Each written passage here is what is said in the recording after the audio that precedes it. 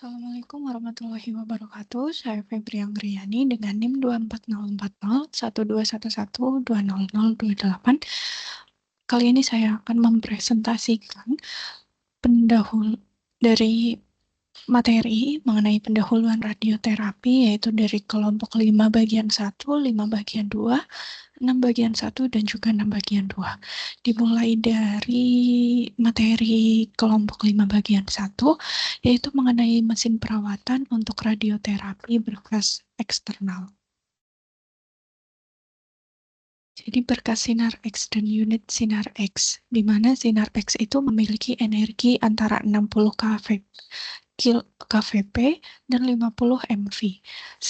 Sinar X ini diproduksi saat elektron bergerak dengan energi di antara 10 keV dan 50 MeV, diperlambat dengan target logam yaitu berupa anoda. Kemudian energi kinetik sebagian besarnya akan diubah menjadi panas dan sebagian kecilnya akan dipancarkan dalam bentuk foton sinar X, di mana terdiri dari sinar X karakteristik dan Bremsstrahlung. Ini merupakan contoh kurva dari sinar X karakteristik yang dihasilkan dari perpindahan elektron pada kulit terluar mengisi kekosongan kulit di bagian dalam. Nah, kekosongan elektron pada kulit ini disebabkan oleh elektron dari luar mengionisasi elektron tersebut. Kemudian energi sinar X karakteristik itu berbentuk diskret, dan energi ini bergantung pada bahan target yang digunakan, yang berarti tergantung pada zat atom.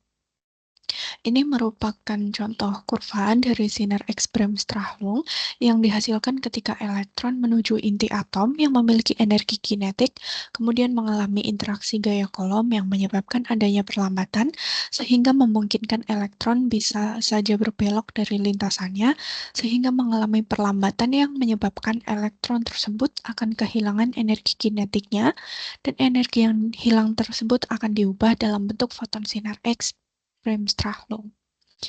Nah, sinar X Bremsstrahlung ini memiliki energi kontinu karena elektronnya yang menuju inti atom itu terus-menerus sehingga menghasilkan rentan energi. Selanjutnya ini ada beberapa komponen yang digunakan untuk menghasilkan sinar X. Yang pertama itu ada target sinar X atau anoda. Target ini dibagi menjadi dua, yaitu target tipis dan target tebal, di mana target tipis itu memiliki ketebalan yang jauh lebih kecil daripada R, atau jarak yang ditempuh oleh elektron berenergi tinggi di dalam suatu medium sebelum kehilangan energinya dan berhenti. Untuk target tipis itu energi yang dipancarkannya sebanding dengan hasil kali EK dikalikan Z, di mana Z adalah nomor atom target. Nah, sedangkan untuk target tebal itu dapat dibuat dari sejumlah besar target tipis yang bertumpukan.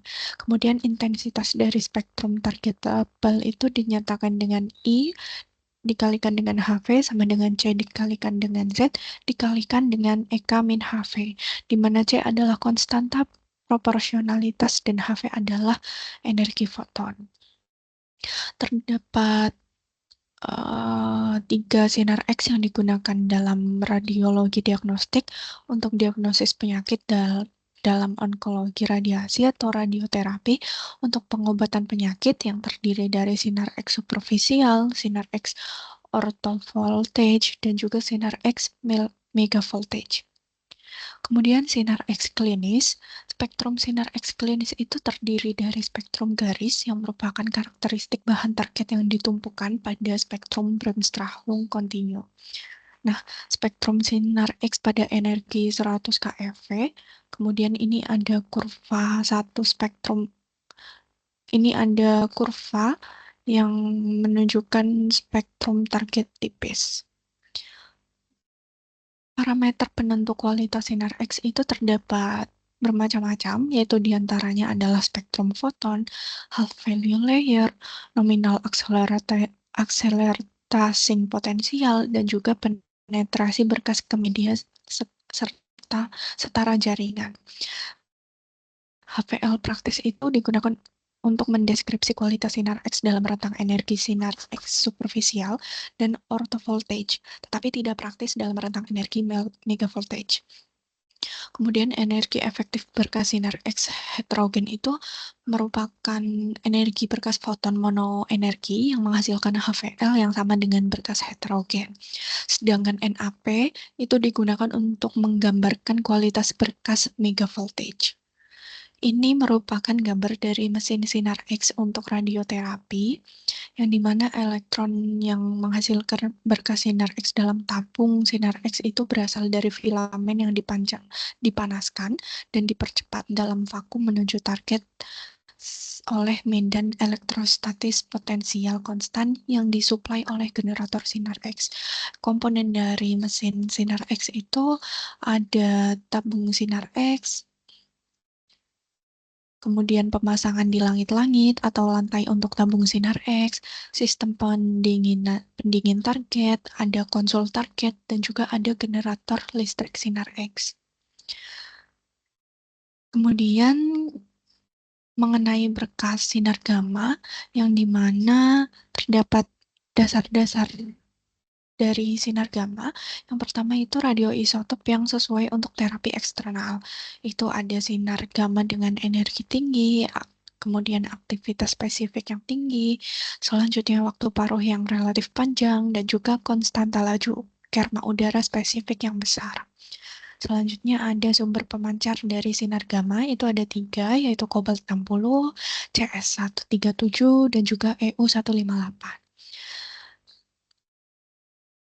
Menurut secara definisi, mesin teleterapi itu merupakan mesin yang digunakan untuk treatment radioterapi dengan berkas eksternal. Masih seputar berkas sinar gamma, ini akan membahas mengenai sumber-sumber teleterapi. Yang pertama itu radionuklida, yang dipakai untuk teleterapi harus dikurung di dalam silinder baja, berbentuk kapsul dan disegel dengan pengelasan. Kemudian dimensi dari kapsul tersebut yaitu 1-2 cm diameternya dengan tinggi 2,5 cm, namun biasanya yang dipakai adalah 1,5 cm. Untuk aktivitas sumber yang umum itu sekitar 5.000 sampai 10.000 CI. Untuk kobalt itu untuk 185 sampai 370 TBQ. Kemudian untuk kobalt 60 itu memiliki akan meluruh dengan waktu paruh 5,26 tahun, yang selanjutnya menjadi Ni60. Kobalt 60 itu akan memancarkan 2 sinar gamma dengan energi 1,17 dan 1,33 MeV, serta elektron itu maksimal 320 keV. Ini ada source housing yang merupakan wadah untuk sumber teleterapi, atau biasa disebut dengan source head, yang terbuat dari cangkang baja dengan timbal dengan tujuan shielding. Nah, source head ini dilengkapi dengan komponen mekanis untuk menggerakkan sumber radiasi pada posisi beam on dan beam off. Pada posisi beam off, pesawat teleterapi itu akan dilengkapi dengan lampu untuk membantu mengatur lapangan penyinaran dan pemasangan blok. Selanjutnya ini ada pemberian dosis dengan mesin teleterapi. Itu biasanya proses pemberian dosisnya itu berhubungan dengan waktu atau treatment time-nya. Treatment time-nya itu menggunakan 2 timer, yaitu timer primer dan juga timer sekunder sebagai cadangan. Selanjutnya pemberian treatment time itu akan mempertimbangkan waktu perjalanan sumber dari beam off sampai dengan beam on. Ini ada kolimator dan penumbra, gambarnya ada di pojok kanan atas, yang dimana kolimator itu adalah bidang radiasi berbentuk persegi dan persegi panjang, yang biasanya itu berdimensi antara 5x5 hingga 35x35 cm persegi. Untuk penumbra itu merupakan berkas di luar lapangan kolimasi yang tidak sengaja terbentuk karena sumber radiasi yang terlalu besar dan jarak sumber dengan objek terlalu dekat. Ini ada akselerator partikel yang merupakan mesin untuk mempercepat partikel bermuatan. Untuk kondisi standarnya itu partikel yang akan dipercepat itu harus diberi muatan. Kemudian medan listrik itu harus disediakan ke arah akselerasi partikel. Terdapat 2 jenis utama, yaitu elektrostatik akselerator, dan siklik akselerator. Ini merupakan penjelasan dari jenis akselerator siklik. Yang untuk spesifikasinya itu terdiri dari magnet yang dialiri arus bolak-balik, frekuensinya antara 50 dan 100 Hz, kemudian elektronnya dibuat bersirkulasi dalam ruang vakum toroidal yang berbentuk donat yang ditempatkan di celah antara dua kutub magnet. Digunakan dalam radioterapi tegangan tinggi. Masih mengenai siklik akselerator, itu kalau sebelumnya itu betatron, sekarang mengenai siklotron. Cara kerjanya itu partikel akan dipercepat di sepanjang lintasan spiral yang kemudian dipandu dalam dua elektroda dengan radio frekuensi 10-30 MHz yang berbentuk setengah silinder yang dievakuasi disebut sebagai dash karena bentuknya yang berbentuk huruf D. Kemudian biasanya digunakan untuk memproduksi radioisotop seperti F18. Selanjutnya membahas mengenai linear accelerator atau LINAC. Ini terdapat gambar dari komponen LINAC. Jadi di LINAC itu akan mempercepat elektron menjadi energi kinetik dari 4-25 mega elektron volt. Kemudian medan radio frekuensi gelombang mikro non-konservatif yang dimana medan RF ini memiliki daya yang tinggi. Dalam LINAC itu elektron akan dipercepat mengikuti lintasan lurus di struktur khusus yang dievakuasi yang disebut dengan pemandu gelombang percepatan atau accelerating waveguide. Ini merupakan gambar dari mesin LINAC. Yang pertama itu ada foton energi rendah 4-8 megavolt. Cirinya itu sinarnya langsung, filter perataan tetap, irisannya eksternal, rahang simetris, ruang ionisasi, transmisi tunggal, pemasangan isosentris. Yang kedua itu LINAC dengan foton energi sedang dan elektron. Fotonnya itu sekitar 10-15 megavolt. Yang ketiga itu ada foton energi tinggi dan elektron, di mana besar fotonnya itu sekitar 18-25 megavolt. Yang keempat ada foton dan elektron berenergi tinggi dengan ciri operasi yang dikendalikan komputer, irisan dinamis, perangkat pencitraan portal elektronik, dan kolimator multileaf. Yang kelima ada foton dan elektron berenergi tinggi. Selanjutnya ini merupakan pernyataan International Electronical Commission tentang keamanan LINAC yang menyatakan bahwa penggunaan akselerator elektron untuk tujuan radioterapi dapat membuat pasien terpapar bahaya jika peralatan gagal memberikan dosis yang diperlukan kepada pasien. Maka peralatan tersebut juga dapat menyebabkan bahaya bagi orang-orang di sekitarnya jika peralatan tersebut gagal menahan radiasi secara memadai dan atau jika ada kekurangan dalam desain ruang perawatan. Untuk PowerPoint 5 bagian 2 yaitu membahas mengenai treatment mesin for external beam radiotherapy. Yang pertama akan membahas mengenai sistem generator tenaga radiofrekuensi, di mana radiasi gelombang rendah itu digunakan untuk mengakselerasi arah gelombang untuk mengakselerasi elektron berdasarkan energi kinetik yang diproduksi oleh sistem generator tenaga RF yang terdiri dari sumber tenaga RF dan modulator berdenyut. Tegangannya itu menggunakan tegangan tinggi sekitar 100 kV, arusnya 100 ampere, dan durasinya itu singkat, yaitu 1 detik. Itu dibutuhkan oleh sumber tenaga RF dan sistem injeksi. Selanjutnya ada akselerator arah gelombang, yang dimana arah gelombang itu terpengaruh oleh struktur metalik dari gas isian atau penampang persegi panjang atau lingkaran yang digunakan pada gelombang mikro. Terdapat dua tipe pengarah gelombang yang digunakan dalam linek. Yang pertama ada elektron yang dipercepat dengan akselerator pemandu gelombang yang digunakan untuk transfer energi dari medan RF tenaga tinggi, dan juga ada akselerator pemandu gelombang yang lebih sederhana digunakan untuk yang seragam dan berbentuk silinder dengan penambahan isian dari cangkram dengan lubang pada bagian tengahnya dan diletakkan dengan jarak yang sama dengan tabung. Ini merupakan transmisi tenaga gelombang rendah, di mana tenaga gelombang mikro itu diproduksi dengan generator RF yang dibawa oleh akselerasi pemandu gelombang melalui pemandu gelombang pita es persegi panjang seragam yang dievakuasi atau diberi tekanan dengan garis dielektrik hingga 2 kali tekanan atmosfer.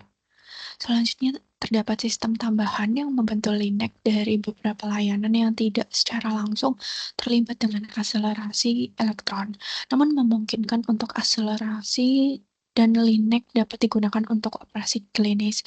Sistem tambahan linek itu terdapat 4. Yang pertama sistem pompa vakum, yang kedua ada sistem pendingin air, kemudian ada sistem tekanan udara opsional, dan juga ada pelindung anti kebocoran radiasi.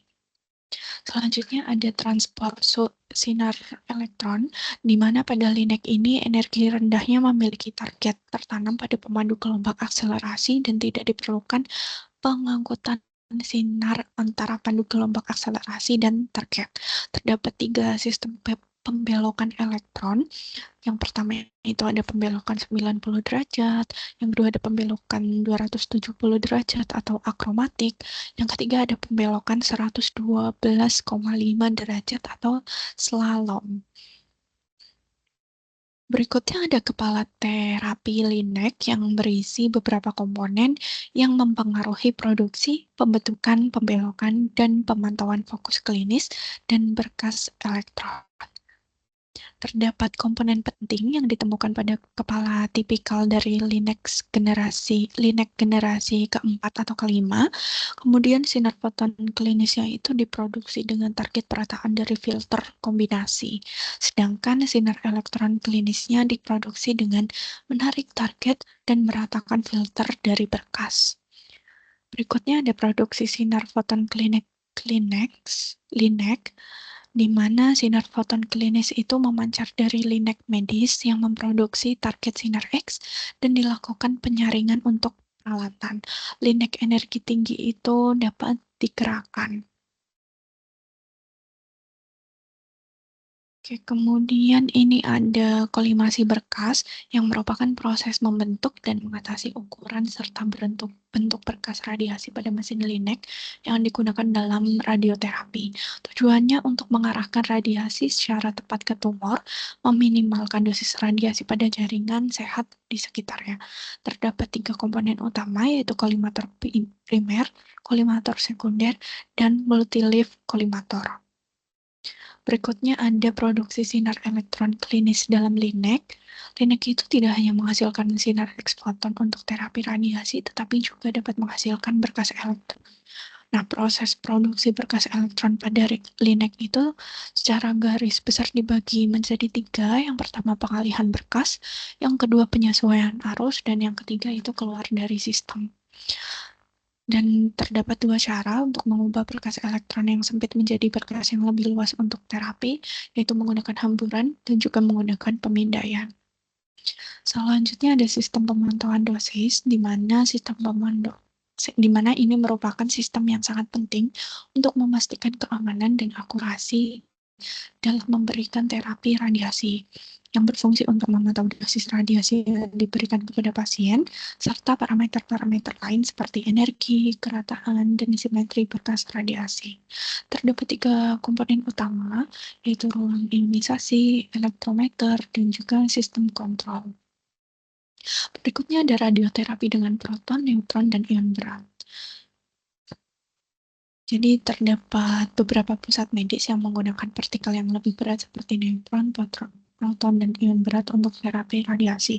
Keuntungannya yaitu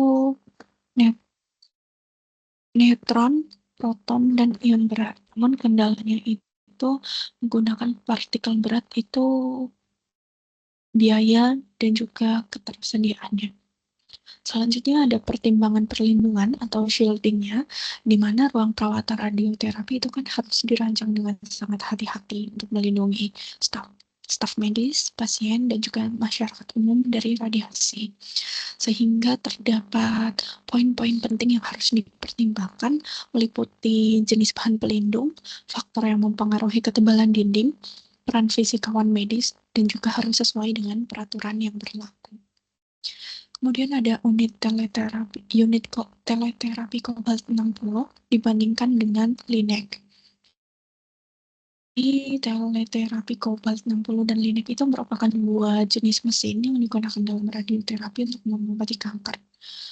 Jika teleterapi kobalt itu fleksibilitasnya rendah, LINAC itu memiliki fleksibilitas tinggi. Kemudian teleterapi kobalt 60 itu biayanya rendah, sedangkan LINAC itu biaya investasinya tinggi. Teleterapi kobalt itu perawatannya mudah dan profil dosisnya itu kurang presisi, sedangkan LINAC perawatannya kompleks tetapi profil dosisnya sangat presisi.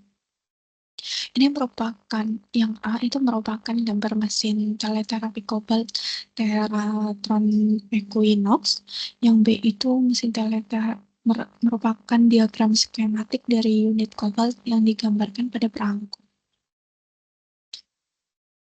Ini merupakan gambar dari LINAC energi foton ganda modern yang diproduksi oleh Varian. Gantry dan perakitan penyangga pasien itu ditampilkan dengan jelas. Yang pertama itu portal imagernya ditarik, yang B itu portal imagernya diaktifkan. Terdapat alasan perkembangan dan ketersediaan teknologi multimodalitas pada sebagian besar mesin modern. Yang pertama itu sebagian karena meningkatnya penggunaan logika komputer dan mikroprosesor dalam sistem kontrol mesin ini. Yang kedua itu sebagian karena fitur tambahan seperti mode dosis tinggi, kolimasi multi-leaf, terapi busur elektron, dan juga opsi perawatan dinamis yang ditandai dengan gerakan terkontrol pada kolimator, daun MLC, gantry, atau meja saat sinar diaktifkan. Selanjutnya ada simulator dan simulator CT dalam radioterapi. Jadi baik simulator maupun simulator CT itu mencakup 3 sistem utama, yaitu mekanik, tabung sinar X, dan peralatan pencitraan.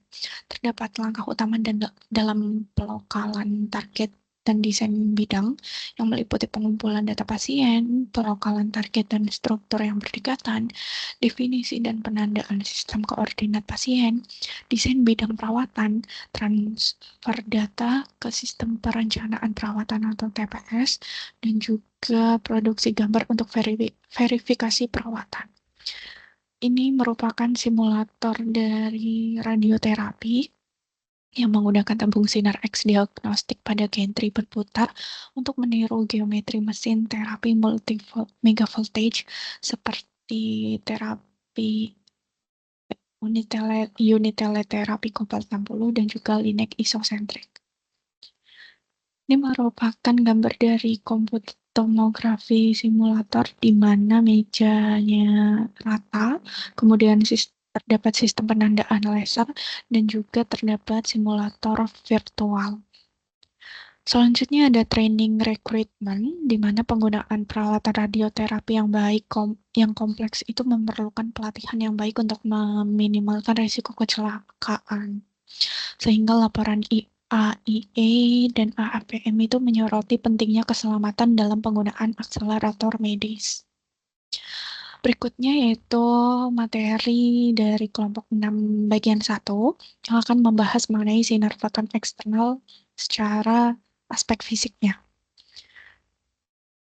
Untuk pendahuluan, di mana prosedur radioterapi itu terbagi menjadi 2 kategori utama, yaitu radioterapi sinar eksternal dan juga brahiterapi.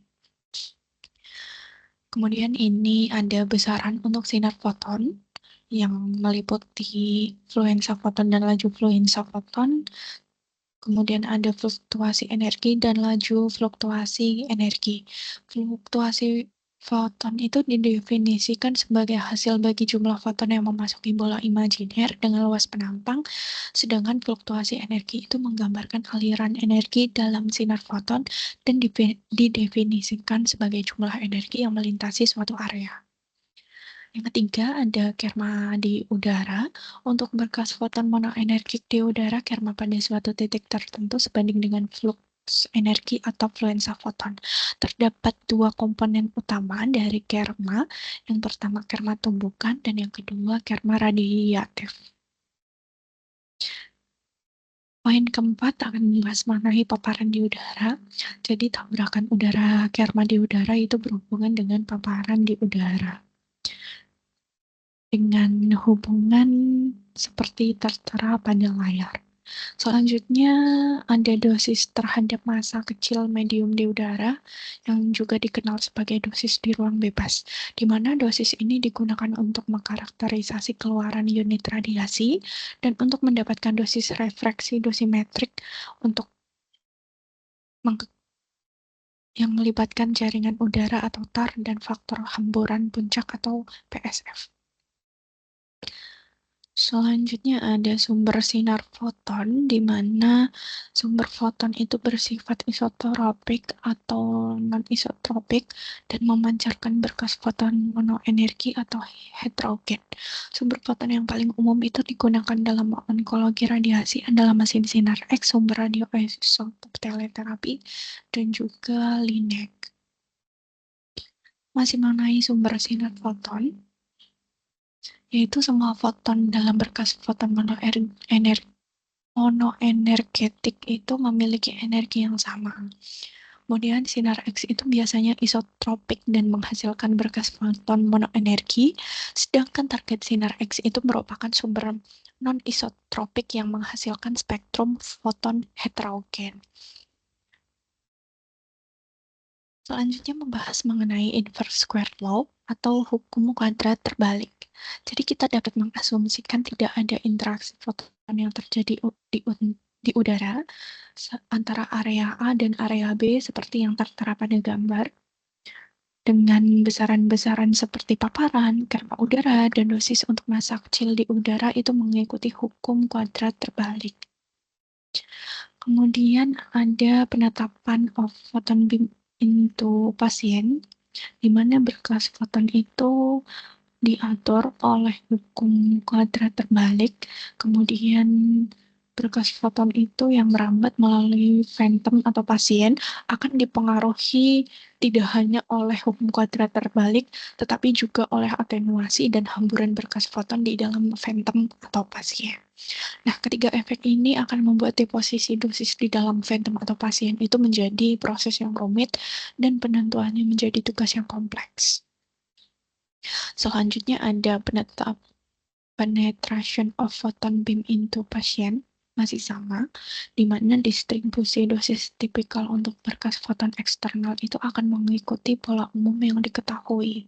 Yang pertama, berkas akan memasuki pasien pada permukaan, di mana ia memberikan dosis permukaan tertentu atau DS, kemudian di bawah permukaan, dosis pertama-tama akan naik dengan kecepatan cepat, kemudian saat mencapai nilai maksimum pada kedalaman DZ, itu akan menurun hampir secara eksponensial sampai mencapai nilai DEX pada titik keluar pasien. Kemudian ini ada surface dose atau dosis permukaan yang diukur dengan kamar ionisasi pelat paralel untuk kedua polaritas kamar dengan rata-rata bacaan antara kedua polaritas itu diambil sebagai nilai dosis permukaan yang benar. Kontributor terhadap dosis permukaan itu yang pertama foton yang terhambur dari kolimator, filter perata dan udara, kemudian ada foton yang terhambur balik dari pasien, dan juga ada elektron berenergi tinggi yang dihasilkan oleh interaksi foton di udara dan struktur pelindung apapun di sekitar pasien. Berikutnya mengenai build-up region atau wilayah tingkatan dosis, di mana wilayah antara permukaan saat kedalaman 0 dan kedalaman maksimal itu dalam berkas foton mega voltage disebut dengan wilayah peningkatan dosis, di mana peningkatan dosis ini dihasilkan dari jangkauan yang relatif panjang dari paralel bermuatan sekunder yang pertama kali dilepaskan dalam tubuh pasien oleh interaksi foton dan kemudian menyimpan energi kinetiknya dalam tubuh pasien melalui interaksi kolom. Selanjutnya ada deep of dose maksimum, di mana ini akan bergantung, di mana dosis kedalaman maksimum ini akan bergantung pada energi berkas foton dan juga bergantung pada ukuran lapangan.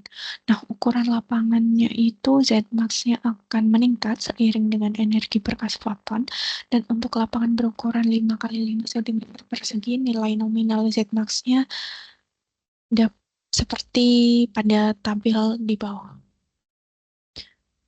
Oke, pada energi berkas tertentu, untuk ukuran lapangan yang kecil, Zmax-nya akan meningkat dengan bertambahnya ukuran lapangan karena hemburan di dalam phantom. Sedangkan untuk ukuran lapangan Zmax 5 x 5 cm persegi, itu akan mencapai nilai nominalnya. Sedangkan untuk ukuran lapangan yang lebih besar dari 5 x 5 cm persegi, kedalaman maksimalnya akan menurun seiring dengan bertambahnya ukuran lapangan karena hemburan dari kolimator dan filter rata. Selanjutnya mengenai exit dose, di mana dosis yang diberikan kepada pasien pada titik terluar berkas itu disebut dengan exit dose atau dosis keluar. Efek ini kecil dan umumnya akan diabaikan. Kemudian membahas mengenai radiation treatment parameter, di mana parameter utama dalam pemberian dosis berkas eksternal dengan foton itu ada 4. Yang pertama, kedalaman perlakuan, kedua, ukuran bidang, ketiga, SSD dalam pengaturan SSD atau jarak sumber ke sumbu dalam pengaturan SAD. Yang keempat, ada energi berkas foton.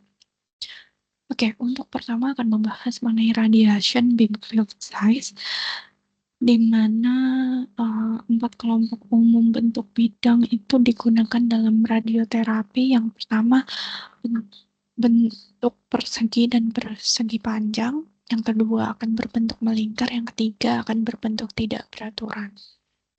Kemudian ada collimator vector, di mana kerma udara itu pada titik tertentu atau P di udara mengandung kontribusi dari 2 komponen, yaitu komponen primer dan komponen pencar atau scatter. Masih mengenai collimator vector, ini ada gambar A itu menunjukkan pengukuran di aksen HV, sedangkan gambar B itu menunjukkan pengukuran di aksen 10 HV. Yang ketiga adalah peak scatter function. Rumusnya tertera pada 6.12. Selanjutnya masih mengenai radiation treatment parameter, tetapi ini membahas relatif dose faktor dari definisi dasar CF dan SF yang didapatkan sebelumnya, yaitu ini. Maka akan menunjukkan bahwa RDF terhadap A itu berisi 2 komponen yang meliputi hambatan dari kolimator dan hamburan dari phantom. Kemudian ini ada gambar yang menunjukkan tipikal untuk RDF S, HV, C, A, HV, CF, A, HV terhadap A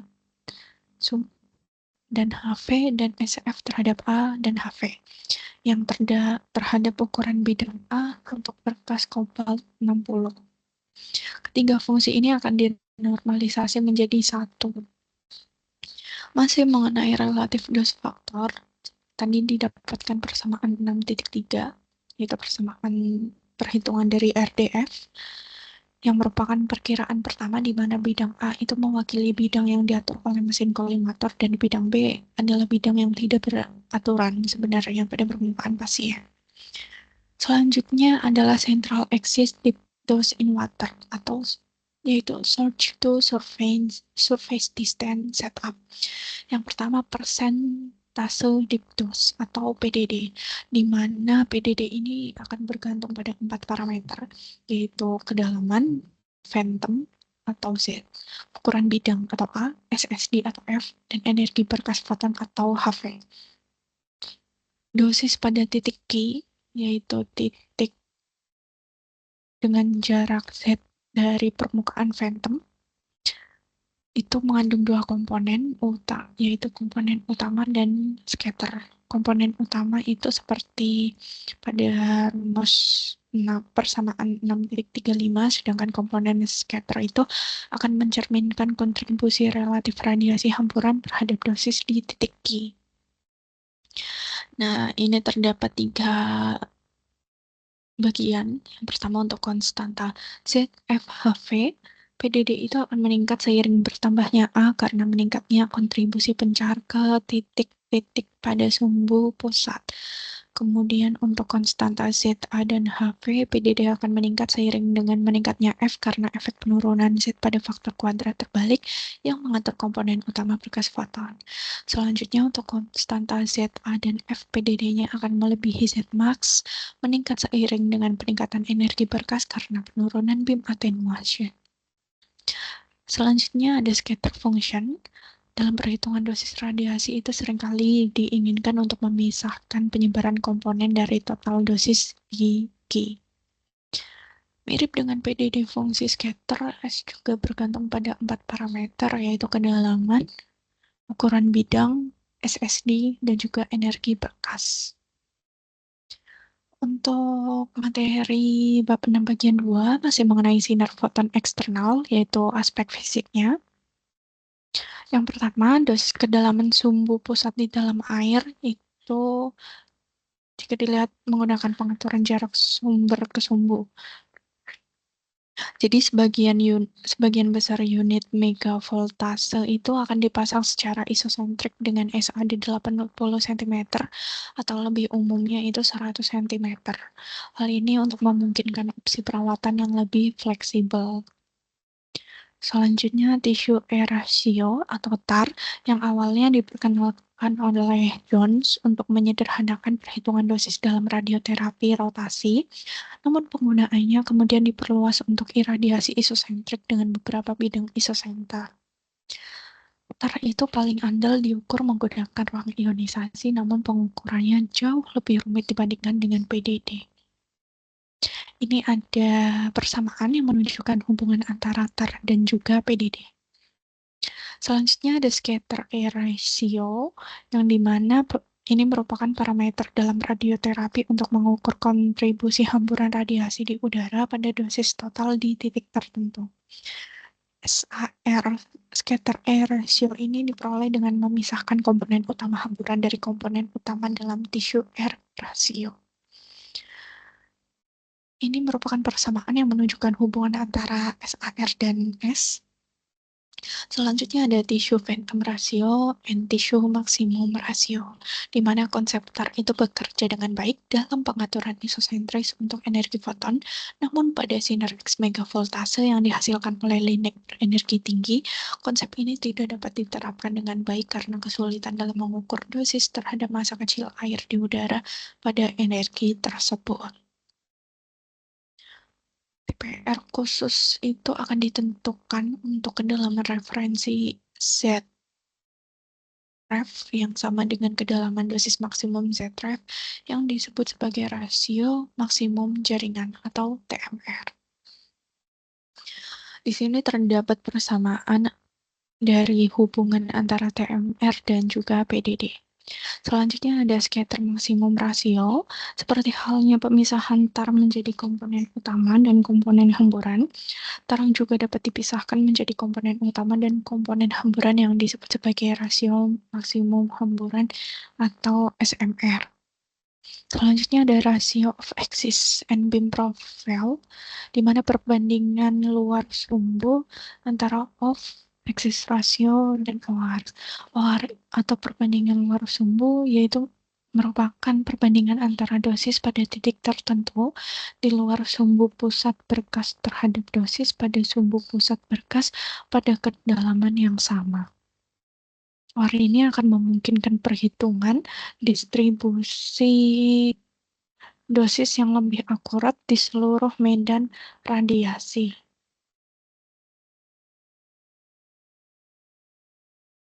Oke, ini terdapat profil berkas sinar X megavolt yang memiliki 3 area utama.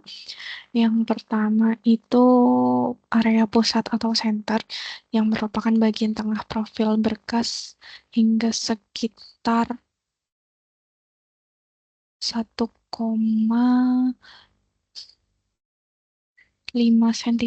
sampai 1,5 cm dari tepi medan geometris. Kemudian ada area penumbra yang merupakan area di sekitar tepi medan. Kemudian ada area umbra yang area ini berada di luar medan radiasi yang jauh dari tepi medan dengan dosis rendah. Selanjutnya ada beam flatness, di mana ini merupakan parameter yang digunakan untuk mengukur tingkat keseragaman dosis di area pusat medan radiasi. Pada Linux, standar umumnya mengharuskan kerataan berada di bawah 3% pada kedalaman 10 cm dengan jarak SSD-nya 100 cm untuk ukuran medan terbesar. Selanjutnya ada beam symmetry. Beam symmetry ini menilai keseimbangan dosis di kedua sisi sumbu pusat berkas dan biasanya diukur pada kedalaman Zmax yang merupakan kedalaman paling sensitif untuk penilaian. Kemudian ada distribusi isodos dalam phantom air. Ini terdapat karakteristik fisik dari berkas radiasi yang biasanya diukur dalam phantom dengan kondisi standar, yaitu kepadatan phantom homogen, permukaan phantom datar, dan juga radiasi tegak lurus pada phantom. Selanjutnya ada kurva dan permukaan isodos. Kurva isodos itu menggambarkan distribusi dosis yang sama pada titik-titik dengan kedalaman tertentu. Dalam pengaturan klinis, kurva ini kan dalam bentuk kontur 2 dimensi yang menggambarkan distribusi dosis volume tertentu pada jarak yang sama dari sumbu pusat berkas. Ini terdapat parameter yang mempengaruhi distribusi isodos, yaitu kualitas sinar, ukuran sumber, kolimasi berkas, ukuran lapangan radiasi, jarak SSD, dan juga jarak antara sumber dan kolimator. Kemudian distribusi isodos itu dapat diukur menggunakan kamar ionisasi, detektor solid state, film radiografi standar, dan film radiokromik. Sinar foton tunggal itu biasanya hanya digunakan untuk tumor permukaan. Ini terdapat distribusi isodos pada pasien yang dapat ditentukan dengan 2 pendekatan utama. Yang pertama algoritma berbasis koreksi dan yang kedua adalah algoritma berbasis model. Ini merupakan gambar yang menunjukkan faktor koreksi untuk ketiga metode di mana kontur pasien itu tidak rata atau sisi diradiasi dengan sinar yang memiliki jarak SSD itu sebesar F. Pada metode SSD efektif, nilai dosis kedalaman tertentu atau PDD itu akan dikoreksi dengan faktor jarak kuadrat terbalik untuk memperhitungkan ketebalan jaringan yang hilang atau ketebalan jaringan di atas titik pengukuran. Kemudian pada metode rasio jaringan, dosis pada kedalaman tertentu akan dikoreksi dengan menggunakan rasio jaringan udara atau jaringan maksimum pada jarak tertentu dari sumber. Selanjutnya, pada metode pergeseran isodos, dosis pada titik tertentu akan digeser pada garis vertikal dengan nilai H kali K, itu di mana H adalah ketebalan jaringan yang hilang atau kelebihan, dan K adalah faktor yang bergantung pada energi sinar. Ini ada kompensasi jaringan yang hilang. Yang pertama yaitu filter waveguide yang digunakan untuk meratakan permukaan isodosis untuk berkas foton yang menyerang permukaan pasien yang relatif datar dengan sudut sinar yang miring. Terdapat 2 jenis filter waveguide. Filter waveguide yang digunakan.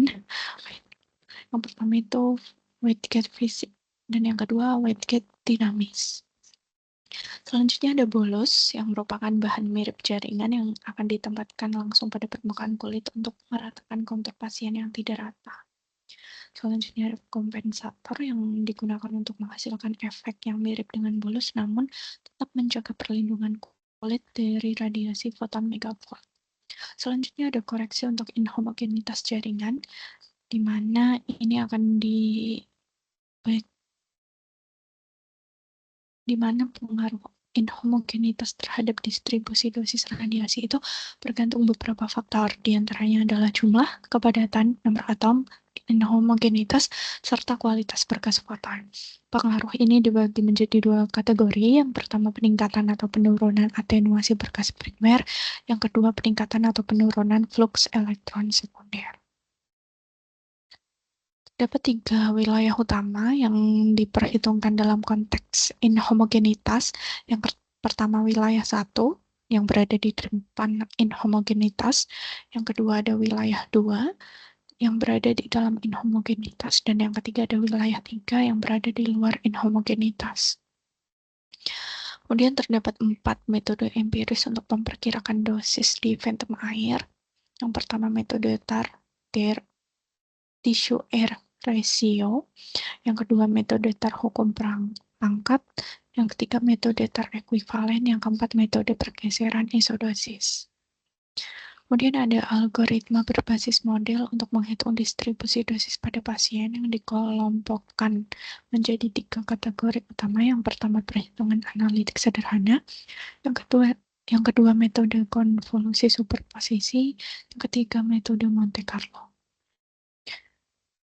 Selanjutnya mengenai integrasi segmen Clarkson yang digunakan untuk menentukan distribusi dosis dalam medan yang tidak terukur. Teknik ini membagi medan tidak teratur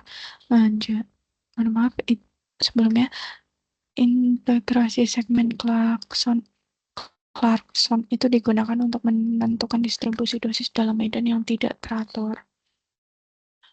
Teknik ini akan membagi medan tidak teratur menjadi sektor-sektor lingkaran yang berasal dari titik asal berkas di ventum atau pasien dengan asumsi bahwa setiap sektor memberikan kontribusi proporsionalitas terhadap dosis total. Selanjutnya mengenai pengukuran dosis relatif dengan ruang ionisasi, terdapat jenis pengukuran yang memerlukan ruang ionisasi yang sesuai. Pertama, ruang ionisasi silindris besar, kemudian ruang ionisasi silindris kecil, ruang ionisasi kecil, dan ruang ionisasi pelat paralel. Kurva PDD berkas foton megavoltase itu akan diukur menggunakan ruang ionisasi pelat paralel di daerah build-up dosis. Di daerah build-up itu polaritas positif menghasilkan sinyal lebih besar daripada negatif, terutama di permukaan ventum, dan perbedaan ini akan menghilang pada kedalaman Zmax dan seterusnya. Rasio daya henti air itu terhadap udara dan faktor koreksi ruang akan bergantung pada kedalaman yang harus diperhitungkan saat mengukur dosis kedalaman ruang ionisasi. Yang pertama ada berkas elektron, yang kedua ada yang pertama berkas foton, yang kedua berkas elektron. Selanjutnya ini mengenai pengiriman dosis dengan sinar eksternal tunggal. Ruang ionisasi transmisi dalam linek itu biasanya disesuaikan sedemikian rupa sehingga keluaran besar akan sesuai dengan 1 cm per mU pada Zmax untuk bidang 10 kali 10 cm persegi pada kasus SSD yaitu 100 cm. Ini ada jumlah monitor unit atau MU yang diperlukan untuk memberikan dosis tumor TD menggunakan bidang SSD tunggal dengan bidang A terdapat pada persamaan 6.71.